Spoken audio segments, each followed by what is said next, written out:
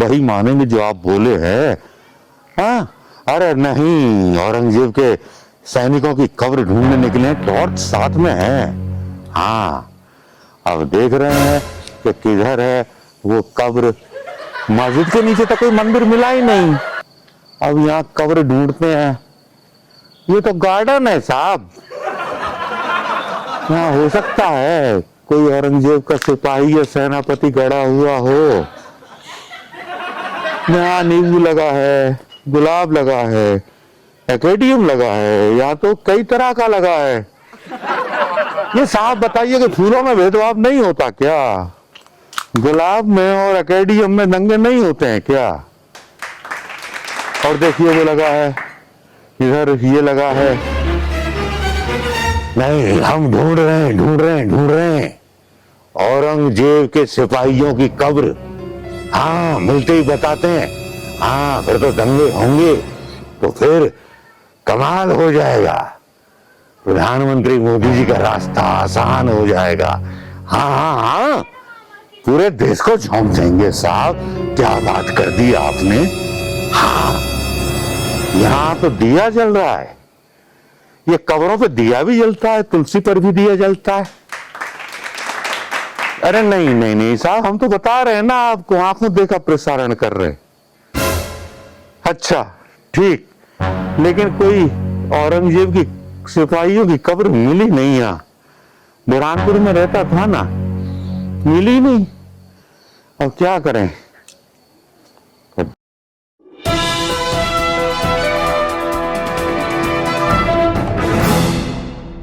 इतना बड़ बोला सुल्तान है कि उसको यकीन ही नहीं होता कि वो क्या बोल रहा है और क्या कहना चाहता है। लेकिन उसकी पोल खुल जाती है जब ग्रोक पर सवाल होने लगते हैं, उनकी पोल खुल जाती है जब बातें उनके बयान के बारे में होने लगती है। चीन के बारे में बोला गया झूठ उनका सामने आता है, और जो पॉडकास्ट करते हैं उस पर भी झूठ सामने आता है। महाराष्ट्र की सियासत का सच किसी से छुपा हुआ नहीं है दोस्तों।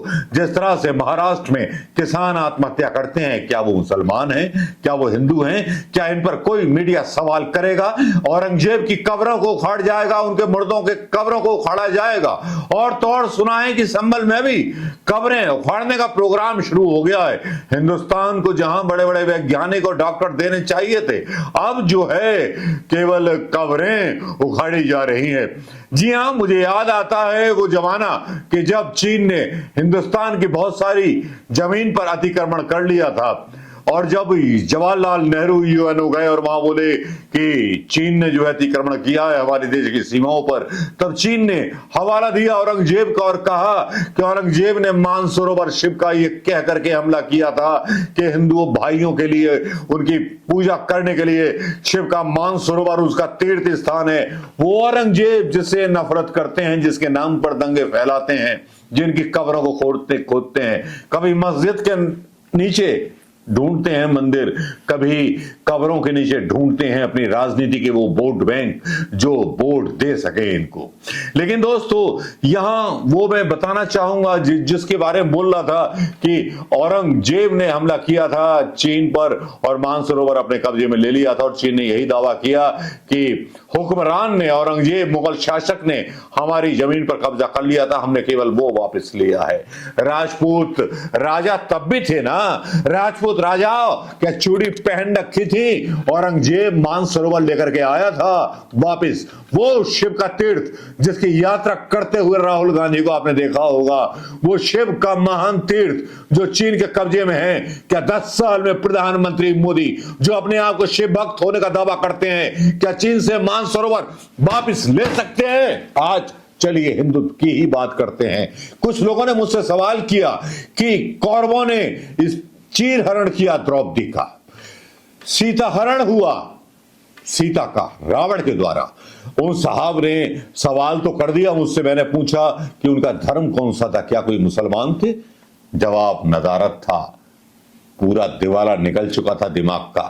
हिंदुस्तान में बस यही रह गया है कि 300 साल पहले हुआ क्या हुआ उस पर बात की जाए। अगर उस पर बात की जाए तो प्रधानमंत्री मोदी से भी सवाल किया जाना चाहिए। मोदी मीडिया चुप क्यों रहता है? क्यों विपक्ष के नेता राहुल गांधी को बोलने नहीं दिया जाता? और कुंभ पर जो है बयान देकर के और उसकी गंगा जल को मॉरिशस में देने का बहाना करके प्रधानमंत्री मोदी जी आउट हो जाते हैं संसद से। क्यों जवाब नहीं देते? बेरोजगारी पर क्यों जवाब नहीं देते? सेंसेक्स के क्रैश हो जाने पर क्यों जवाब नहीं देते कि ट्रंप के सामने हमने जो था शर्मनाक शर्तों पर जो है साइन की है ट्रीटी। लेकिन यहां पर बीजेपी के लोग और फडणवीस के लोग पलट जाते हैं। फडणवीस का ही वो बयान था जिसमें उन्होंने बोला था कि औरंगजेब की कब्र को उखाड़ दिया जाए। अरे 13.5 रुपए खर्च हुए थे औरंगजेब की कब्र बनने में उस जमाने में। और औरंगजेब कब्रिस्तान इसलिए होता है कि एक कब्र के ऊपर दूसरा भी व्यक्ति दफनाया जा सके। जी हां, ज्यादा भूमि की जरूरत नहीं होती। तो औरंगजेब को जिंदा करके क्या पाओगे? काश तुमने हिंदुत्व जिंदा किया होता। आपने महाराष्ट्र के किसानों, हिंदू किसानों के बारे में चिंता की होती। शेतकारी जो सबसे बड़ा प्राइज होता है किसान को, उसको मिला, उसने आत्महत्या कर ली। ये है बीजेपी की असलियत। ये वो बीजेपी है जो दावा करती थी विश्व हिंदू परिषद कि 68-69 लोग मारे गए और उनके बारे में पत्रकार आकर के सोशल मीडिया पर खुलासा करते हैं कि झूठे दावे निकले। जिन लोगों के नाम लिए गए थे वो मथुरा के 3 लोग, उनका मैंने इंटरव्यू किया तो वो फेक निकला, वो जिंदा थे। यही है देश के लोगों को भरमाने का। दोस्तों, अगर आपको इतिहास जानना है तो इतिहास पढ़ना सीखिए। बाहर से यूनिवर्सिटी के गुलाम बन जाओगे तो अदानी अंबानी के गुलाम बन जाओगे। वो जो पैसे निर्धारित करेंगे अपनी कंपनियों से, उस पर आप पैसे दोगे। आजकल टेक्नोलॉजी इतनी बढ़ गई है, अगर सरकार की चलती तो जो डेटा आप 700, 500, 300 रुपए में डलवा रहे हो वो 30 रुपए में डलता। जो पेट्रोल आज सबसे कम कीमत में है, आज आपको 30 रुपए लीटर ये सरकार दे सकती थी, लेकिन नहीं। सारे हिंदुओं को तो पड़ी है औरंगजेब, मुसलमान, मुगल, बस इन्हीं बहसों में उलझा दिया है। ना रोजगार हिंदू के हाथ में है, बस तलवार थमा दी गई है, एक ऐसी तलवार जिसमें दंगे करने के लिए कह दिया गया है और आदेश सुना दिया गया है। जिस सीएजी के बारे में बात करती थी बीजेपी, उसी सीएजी के बारे में सुप्रीम कोर्ट चाटा मारता है सीधे सीधे प्रधानमंत्री मोदी की सरकार पर। कहता है कि प्रधानमंत्री कैसे अपॉइंट कर सकता है सीएजी जो अपने हिसाब से सारी चीजों को बिठा ले? वो कैसा न्याय हो सकता है देश में? इतनी सारी बेइज्जती होने के बाद भी ये मीडिया जो है इसकी आंख नहीं खुलती, क्योंकि ये मीडिया आपको बेच देगा। क्योंकि आपके टैक्स के पैसे, जब आप सुबह जगते हो आप बड़े खुश होते होंगे कि भैया राशन फ्री मिल गया। अरे भैया, राशन के अलावा दूध, चाय, चीनी की पत्ती, पेट्रोल, डीजल तो लेते होंगे। कहीं राशन में पेट्रोल और डीजल थोड़ी मिलता है आपको? नहीं मिलता। अब बस कब्रें खोद करके निकालिए। औरंगजेब के सैनिक और सिपाही कहां मिलते हैं उसको मुद्दा बनाइए। फडणवीस ने वही मुद्दा हिंदू मुस्लिम की बात ना हो तो क्या हो, लेकिन यहां कुछ ऐसे वीडियो हैं जिसमें संजय राउत जो है अपोज करते हैं। शिवसेना, बाल ठाकरे के एक पार्टी के नेता जो बोलते हैं कि इनकी सियासत इसी पर है। राष्ट्रीय चैनल पर आज संदीप चौधरी की बहस में एक बात बोली जाती है जो सीधे सीधे तमाचा मारती है प्रधानमंत्री मोदी के उस शासन पर। चलिए इन वीडियोस को देख लीजिए। क्योंकि अगर अंग्रेजों की बात करें तो उससे हिंदू मुस्लिम नहीं बनता है, मामले को हिंदू मुस्लिम बनाना है। हिंदू मुस्लिम बनाए बिना ये खेल चलता नहीं है। मैं आपको एक बात बता रहा हूं संदीप, आप लोग बार बार हिटलर की बात कर रहे हैं। प्राग है चेक रिपब्लिक की राजधानी, उससे 50 किलोमीटर दूर एक कंसंट्रेशन कैंप है टेरेजिन में। 1,50,000 जूस को वहां भेजा गया। 33 ये एक्सटर्मिनेशन कैंप नहीं था, सिर्फ कंसंट्रेशन कैंप था।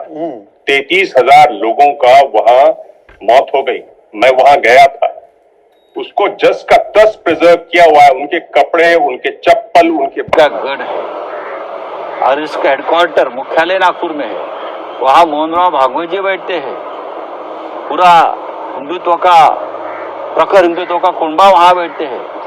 वहाँ देवेंद्र जी का चुनाव क्षेत्र है। वहाँ दंगे कौन करेगा? किसकी हिम्मत है? गृह मंत्री देवेंद्र फडणवीस जी है, मुख्यमंत्री देवेंद्र जी है। वहाँ भारतीय जनता पार्टी के प्रदेशाध्यक्ष बावनकुळे नागपुर से है। और 4 मंत्री आसपास है, कोई हिम्मत कर सकता है? उनकी गैंग होगी, उनके लोग होंगे दंगा करने वाले। ये एक नया पैटर्न है हिंदुओं को डराने का, हिंदुओं को ऊपर अपने लोगों से हमला करवाने का, फिर हिंदुओं को भड़काने का और दंगा में उसको लाना है। ये वीडियोस आपने देख लिए होंगे दोस्तों, और इन वीडियोस को देखने के बाद कोई सवाल, कोई क्वेश्चंस होने नहीं चाहिए। औरंगजेब की कब्र पर सियासत हो रही है, दंगे हो रहे हैं। जैसे नागपुर में कभी दंगे नहीं हुए, जैसा कि कहा संजय राउत ने कि सरकार उनकी, सब कुछ उनका, लेकिन दंगे कैसे हो गए? फडणवीस ने बयान दिया था कि औरंगजेब की कब्र उखाड़नी चाहिए। अब फडणवीस ने बयान बदल दिया कि छावा फिल्म रिलीज हुई, उससे आक्रोशित जनता ने दंगे कर दिए। वाह वाह वाह! कब्र ढूंढने में तो आपने लगा रखे थे लोग। क्या आपको लगता है दोस्तों कि बीजेपी चाहती है कि हिंदू मुस्लिम के मुद्दे जिंदा रहेंगे तो उनका वोट बैंक जिंदा रहेगा?